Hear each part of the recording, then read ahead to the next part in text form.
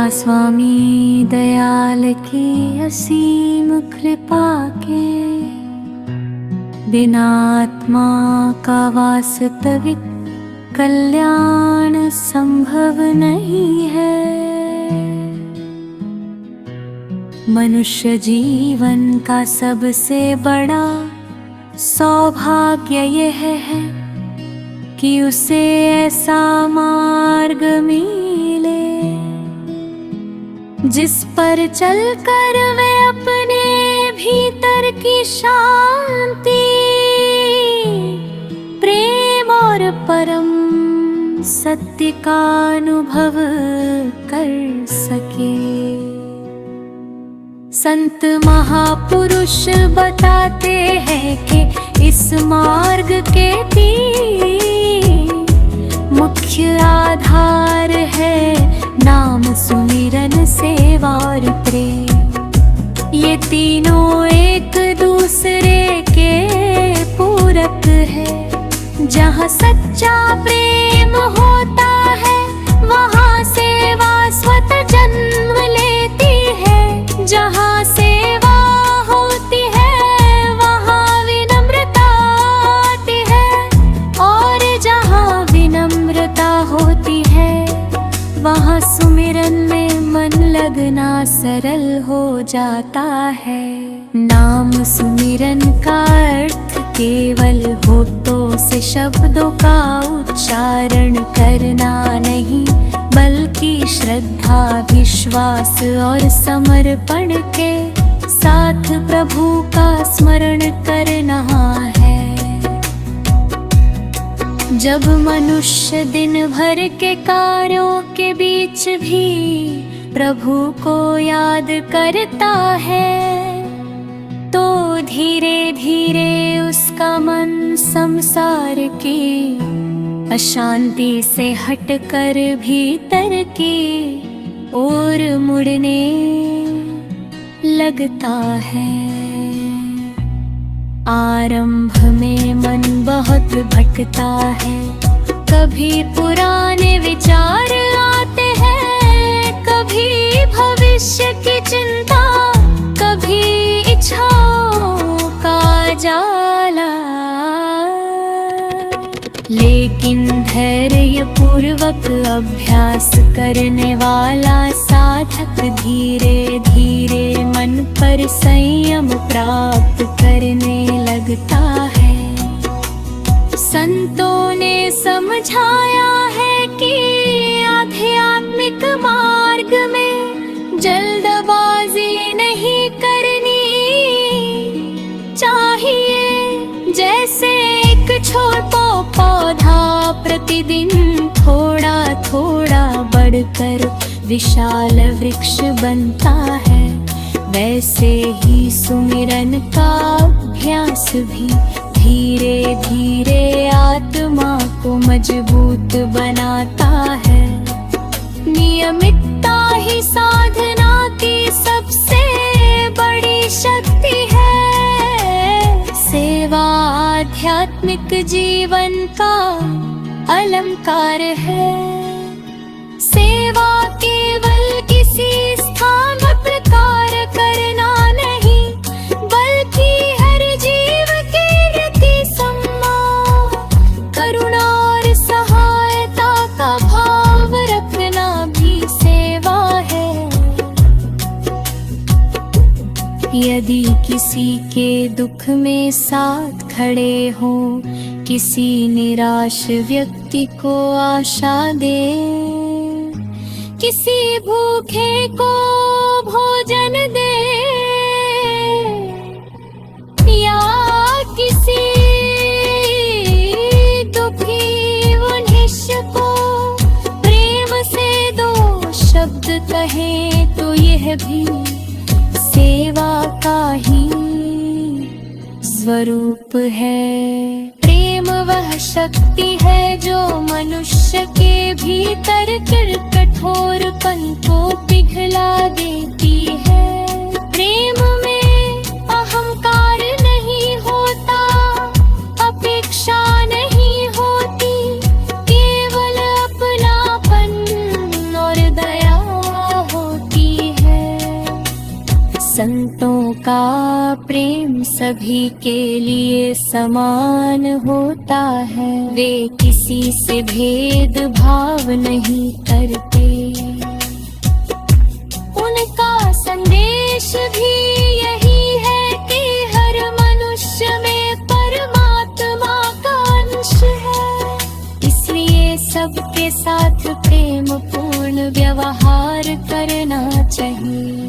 जब साधक सुमिरन सेवा और प्रेम को अपने दैनिक जीवन का हिस्सा बना लेता है, तब उसके व्यवहार में परिवर्तन दिखाई देने लगता है। वह क्रोध की जगह धैर्य अपनाता है, कटु वचन की जगह मधुर वाणी बोलता है, और स्वार्थ की जगह परोपकार का मार्ग चुनता है। यही परिवर्तन वास्तविक आध्यात्मिक प्रगति का संकेत है। हमें प्रतिदिन स्वयं से ये प्रश्न पूछना चाहिए, क्या आज मैंने किसी का भला किया? क्या आज मैंने किसी को दुरुपकार पहुंचाया? क्या आज मैंने प्रभु का स्मरण किया? ऐसा आत्मचिंतन हमें निरंतर सुधार की ओर ले जाता है। आइए हम संकल्प लें कि जीवन की हर परिस्थिति में प्रभु पर विश्वास रखेंगे, नियमित सुमिरन करेंगे, निस्वार्थ सेवा करेंगे और सभी के प्रति प्रेम का व्यवहार रखेंगे। यही मार्ग आत्मा को शांति, संतोष और परम कृपा की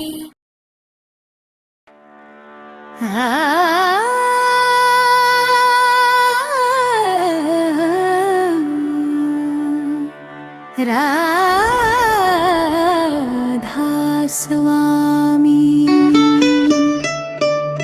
दयाल की दया से ही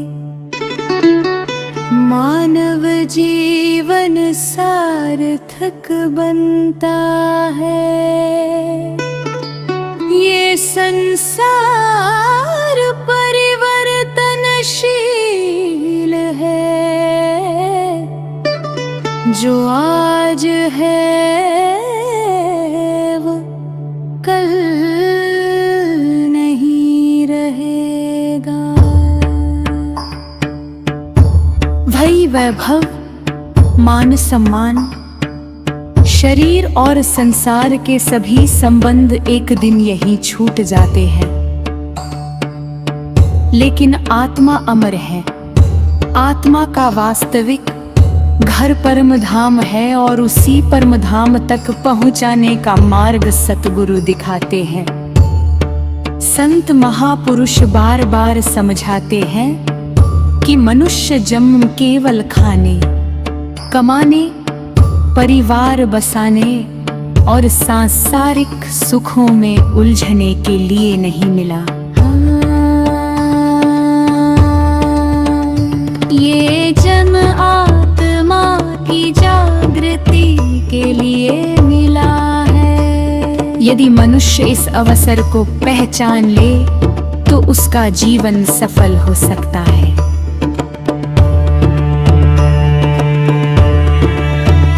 जब आत्मा संसार में आती है, तब वो मन माया और कर्मों के बंधनों में फंस जाती है।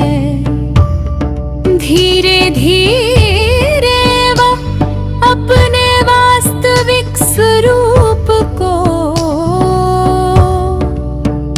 भूल जाती है और स्वयं को केवल शरीर मानने लगती है। यही भूल सभी दुखों का कारण बनती है। जब तक मनुष्य अपने वास्तविक स्वरूप को नहीं पहचानता, तब तक उसे स्थायी शांति नहीं मिलती।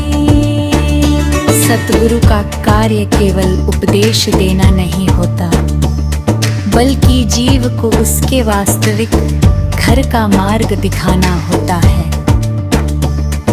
वे प्रेम, दया, सेवा, नम्रता और सुमिरन का महत्व बताते हैं। उनका प्रत्यय वचन जीव के कल्याण के लिए होता है।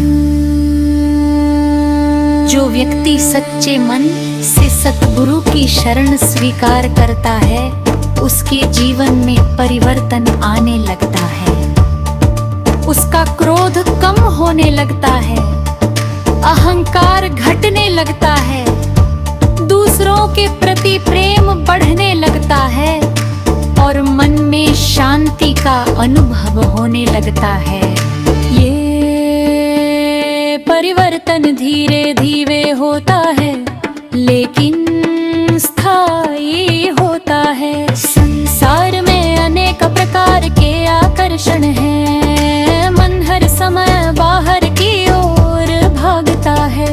कभी धन की इच्छा, कभी प्रसिद्धि की चाह, कभी विषय विकारों का आकर्षण, ये सब मन को भटकाते हैं। लेकिन जब मन सुमिरन में लगने लगता है, कब धीरे धीरे उसकी चंचलता कम होने लगती है। सत्संग का महत्व भी बहुत महान है। सत्संग केवल कथा सुनना नहीं है, बल्कि अपने जीवन को सुधारने का अवसर है। जब हम संतों की वाणी सुनते हैं और उसे जीवन में उतारने का प्रयास करते हैं, तभी वास्तविक लाभ मिलता है। सेवा मनुष्य के भीतर विनम्रता लाती है। सेवा का अर्थ केवल शान रखता हरि करना नहीं, बल्कि मन, वचन और कर्म से दूसरों का भला करना भी सेवा है। जहाँ प्रेम है वहाँ सेवा स्वतः उत्पन्न होती है। प्रेम आध्यात्मिक जीवन का आधार है। जिस हृदय में प्रेम नहीं, वहाँ भक्ति टिक नहीं सकती। प्रेम का अर्थ किसी स्वार्थ से नहीं, बल्कि निष्काम भावना से है। ऐसा प्रेम मनुष्य को परमात्मा के निकट ले जाता है। संतों ने सदा कहा है कि अपने दोषों को देखो, दूसरों की कमियां मत खोजो। यदि हम प्रतिदिन अपने भीतर झांके, तो हमें अनेक सुधार के अवसर दिखाई देंगे। यही आत्मचिंतन आध्यात्मिक उन्नति का प्रारंभ है। राधा स्वामी मत हमें सिखा कि संसार में रहते हुए भी परमात्मा को नहीं भूलना चाहिए। अपने सभी कर्तव्यों का पालन करते हुए मन में प्रभु का स्मरण बनाए रखना ही सच्ची साधना है। जब कठिन समय आता है तब श्रद्धा की परीक्षा होती है। जो व्यक्ति हर परिस्थिति में सतगुरु पर विश्वास बनाए रखता है,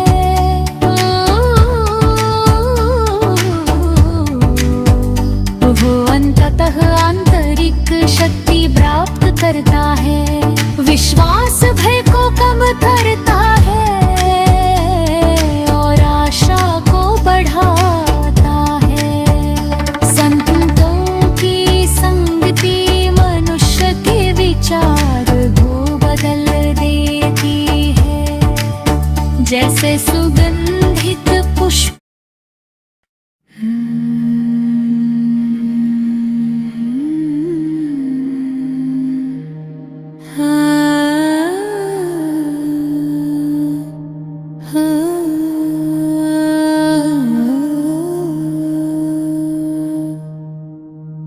राधा स्वामी दयाल की असीम दया से ही आत्मा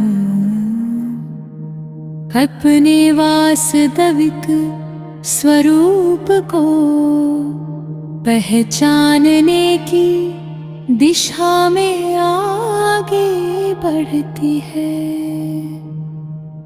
संत महापुरुषों ने बताया है कि मानव जीवन का सर्वोच्च उद्देश्य केवल बाहरी उपलब्धियां प्राप्त करना नहीं, बल्कि अपने भीतर स्थित दिव्य चेतना का अनुभव करना है।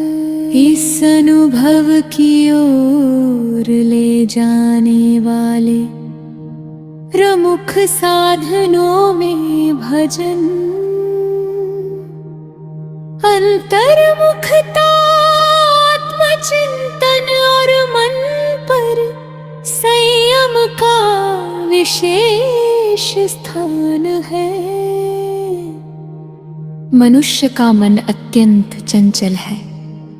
वह एक क्षण में अतीत में चला जाता है और दूसरे ही क्षण भविष्य की चिंताओं में उलझ जाता है।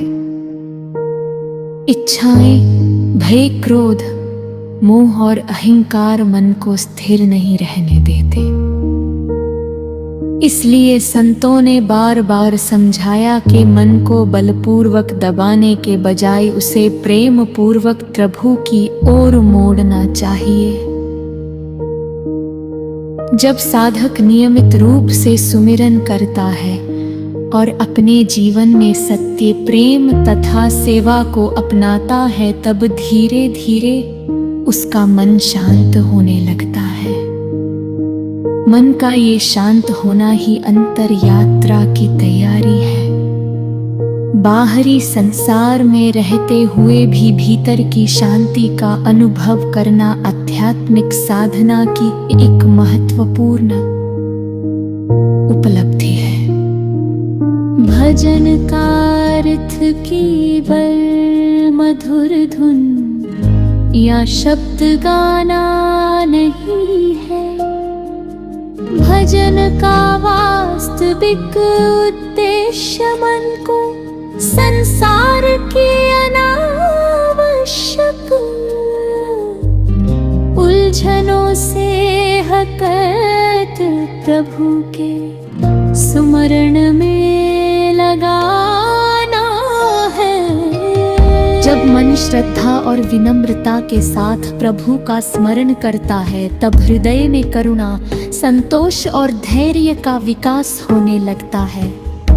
संतों ने कहा है कि आत्मिक प्रगति का मार्ग धैर्य का मार्ग है। जिस प्रकार एक किसान बीज बोकर प्रतिदिन उसकी देखभाल करता है और समय आने पर फसल प्राप्त करता है, उसी प्रकार साधक भी नियमित अभ्यास से धीरे धीरे आध्यात्मिक उन्नति करता है।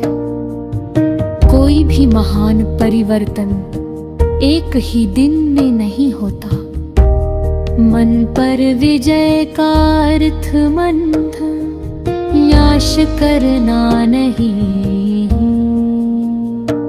पलती उसे सही दिशा देना है। जब मन सत्संग सुनता है, अच्छे विचारों का चिंतन करता है और प्रभु का स्मरण करता है, तब उसकी प्रवृत्ति भी बदलने लगती है।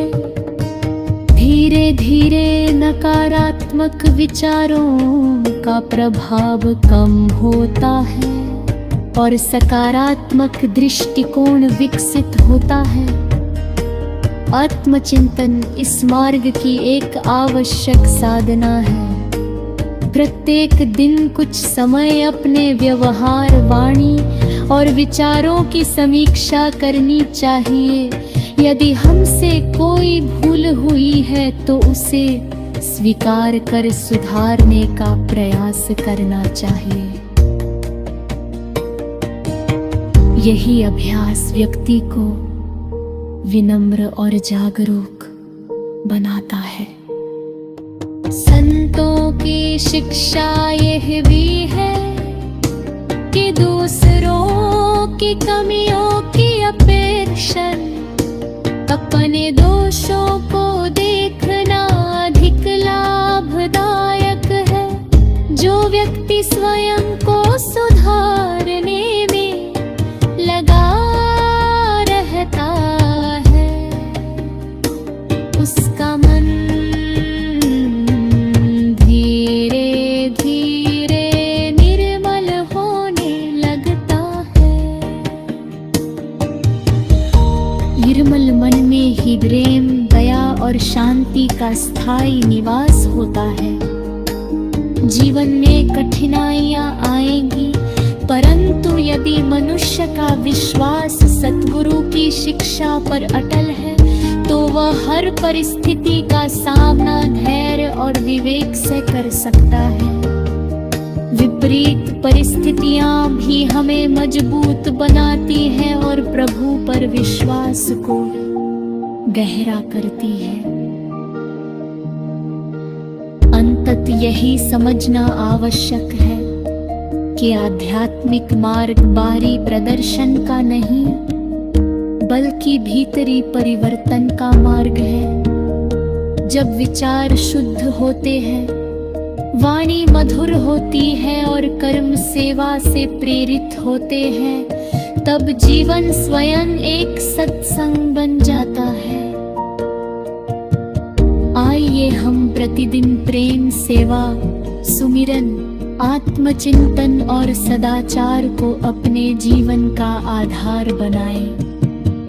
यही साधना हमें मन की अशांति से निकालकर आंतरिक शांति और आध्यात्मिक उन्नति की ओर ले जाती है।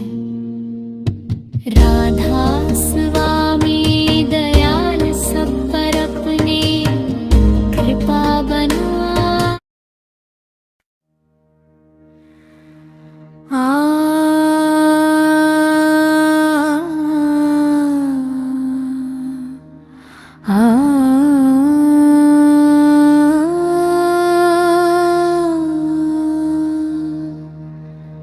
राधा स्वामी दयाल की असीम कृपा से ही जीवन अपने जीवन के वास्तविक उद्देश्य को समझ पाता है।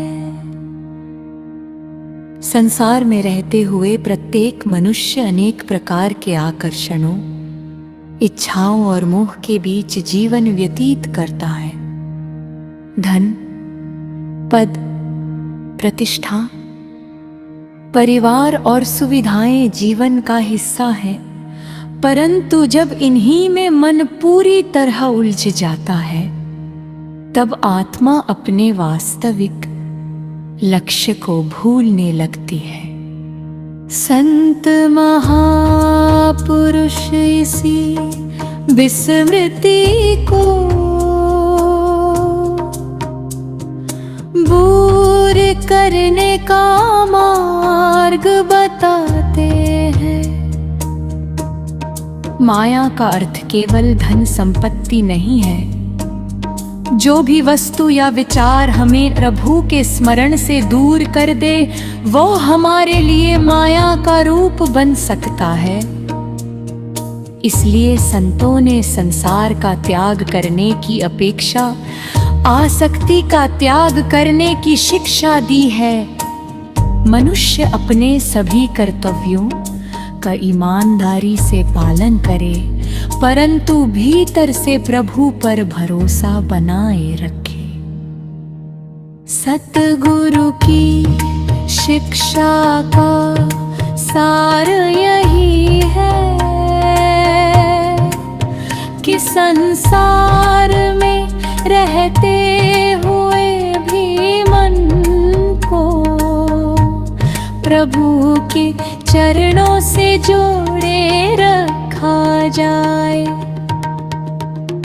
जब जीवन का केंद्र केवल स्वार्थ न रहकर सेवा, प्रेम और भक्ति बन जाता है, तब धीरे धीरे माया का प्रभाव कम होने लगता है।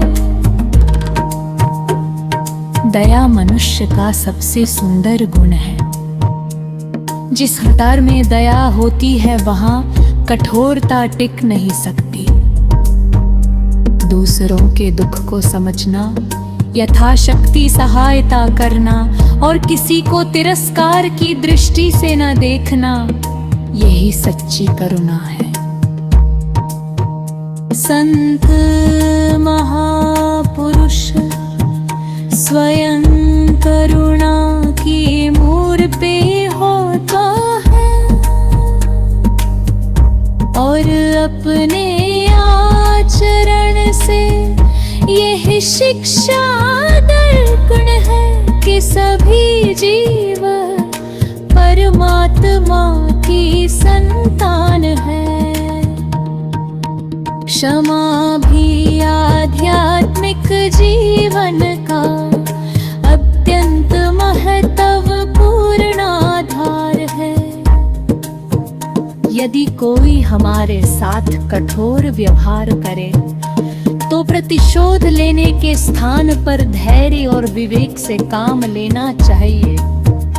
क्षमा का अर्थ अन्याय को स्वीकार करना नहीं, बल्कि अपने मन को द्वेष और क्रोध से मुक्त रखना है। जो व्यक्ति क्षमा करना सीख लेता है, वह भीतर से हल्का और शांत अनुभव करता है। अहंकार आध्यात्मिक उन्नति का सबसे बड़ा अवरोध माना गया है। जब मनुष्य अपने ज्ञान, धन, शक्ति या पद का अभिमान करता है, तब वह विनम्रता खो देता है। संतों ने समझाया है कि जो कुछ भी हमें मिला है, वह परमात्मा की कृपा से मिला है। इसलिए सफलता मिलने पर भी नम्र बने रहना चाहिए। संतोष का अभ्यास जीवन में स्थिरता लाता है। इच्छाएं अनंत है, परंतु मनुष्य की आवश्यकताएं सीमित है। जब हम आवश्यकता और लालसा के अंतर को समझते हैं, तब जीवन अधिक सरल और शांत बन जाता है। संतोष आलस्य नहीं, बल्कि प्रभु की इच्छा में प्रसन्न रहने का गुण है। सत्संग का वास्तविक प्रभाव तभी दिखाई देता जब उसकी शिक्षाएं व्यवहार में उतरे, यदि हमारी वाणी मधुर हो, व्यवहार विनम्र हो, निर्णय न्यायपूर्ण हो और मन में सभी के प्रति शुभ भाव हो, तभी सत्संग का फल मिलता है। केवल सुनना पर्याप्त नहीं, बल्कि उसे जीवन में उतारना आवश्यक है। आध्यात्मिक उन्नति छोटे छोटे सत्कर्मों से आरंभ होती है। प्रतिदिन सत्य बोलना, ईमानदारी से कार्य करना, किसी की सहायता करना, माता पिता और बड़ों का सम्मान करना, कच्चों से प्रेम करना और सभी के प्रति सद्भाव रखना, ये सभी साधना के ही रूप है। संतों ने सदा